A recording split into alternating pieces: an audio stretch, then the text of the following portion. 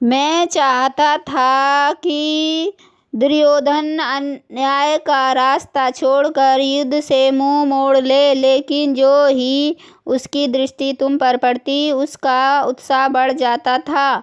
इस मौके पर उन्होंने इस रहस्य की बात को दोहराया जिसे कर्ण पहले ही जानते थे और श्री कृष्ण तथा माता कुंती भी उसको एक बार बता चुकी थी। उस वक्त भी पितामह ने आग्रह किया कि वह अपने सगे भाइयों के खिलाफ युद्ध से हट जाएं।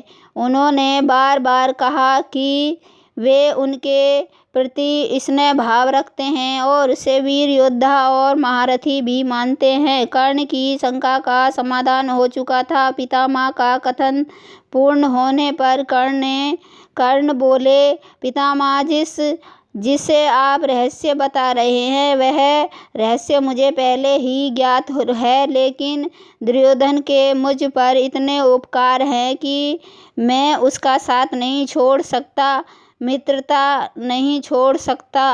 आप खुद स्वीकार कर रहे हैं कि वह मेरे बलबूते पर युद्ध कर रहा है। ऐसा मौके पर उसके साथ विश्वासघात करना अधर्म है तथा पाप होगा। आप मुझे यही आशीर्वाद दीजिए कि मैं कौरवों के पक्ष में ही युद्ध करता हुआ वीरगति को प्राप्त करूं।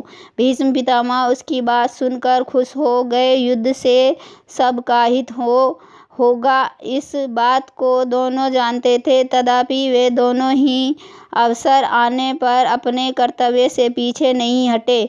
भीष्म पितामह के बाद कर्ण ने कौरवों का सेनापतित्व किया, लेकिन उससे अर्जुन के अलावा अन्य किसी पर प्रहार नहीं किया। बाद में कर्ण भी वीरगति को प्राप्त हुए। आखिर में विजय पांडवों की हुई। तथापि महाभारत में कर्ण की वीरता और मित्रता के बहुत से उदाहरण दिए